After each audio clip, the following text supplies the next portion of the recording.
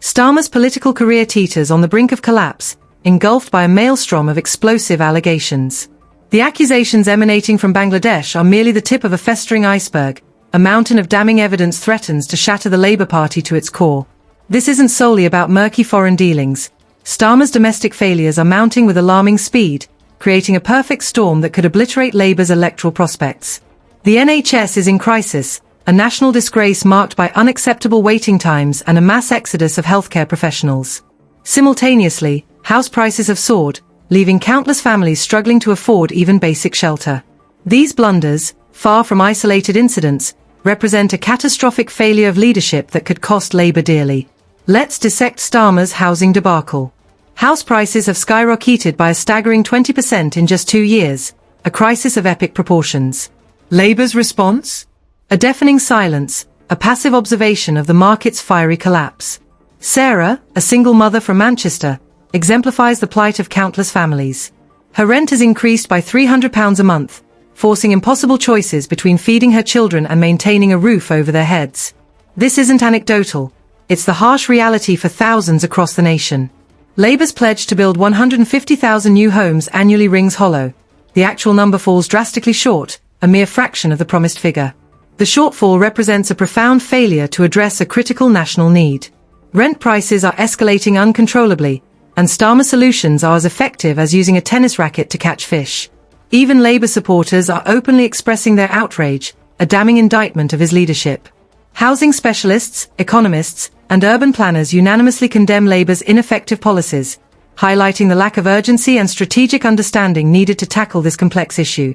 The crisis demands immediate action, a comprehensive strategy, and significant funding to address the nation's growing population needs, none of which are forthcoming from Starmer's government.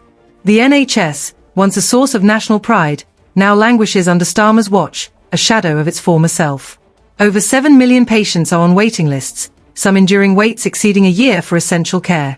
Stories abound of individuals enduring months of agonizing pain while awaiting basic procedures. The exodus of NHS staff is unprecedented, with over 40,000 professionals leaving their jobs last year alone, a direct consequence of inadequate pay and untenable working conditions.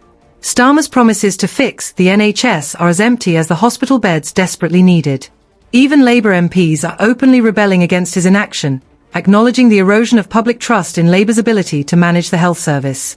The reasons for this mass exodus are painfully clear: poor pay, crushing workloads, and unacceptable working conditions. Labour's response? A deafening silence, a shameful abdication of responsibility. The questionable international connections further tarnish Starmer's reputation. His meetings with Bangladeshi politicians, particularly his interactions with Awami League figures, raise serious questions about his priorities. While the nation grapples with domestic crises, Starmer appears more preoccupied with cultivating relationships in Bangladesh, a country known for its corruption issues. The scrutiny surrounding Tulip Siddiq, a rising Labour MP, and her family's alleged links to the Awami League, only amplifies these concerns. Labour's attempts to downplay these connections as mere political chats are unconvincing. This isn't about friendly diplomacy, it's about a leader prioritising self-serving political manoeuvring over addressing the urgent needs of his constituents. The handling of the grooming gang issue further exposes Starmer's failings.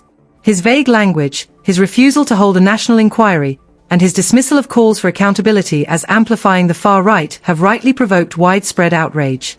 Victims, MPs, and ordinary citizens demand answers, accountability, and justice. Yet Starmer offers only stonewalling and political obfuscation. This isn't just about language, it's about a profound lack of empathy, a failure to prioritize the needs of victims, and a willingness to prioritize political expediency over justice. Labour's economic policies are equally disastrous. Unrealistic spending promises, skyrocketing taxes, and a potential bond market crisis paint a bleak economic future. Businesses struggle, economic growth slows, and the cost of living continues to soar. Farmers are up in arms over inheritance tax policies, while the NHS faces a funding crisis. Even Labour supporters are recognising the hollowness of Starmer's economic promises. His leadership is failing on every level, from housing to healthcare, from the economy to foreign policy.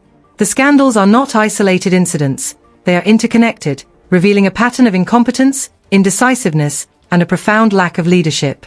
Starmer's political career, and indeed the future of the Labour Party, hangs precariously in the balance.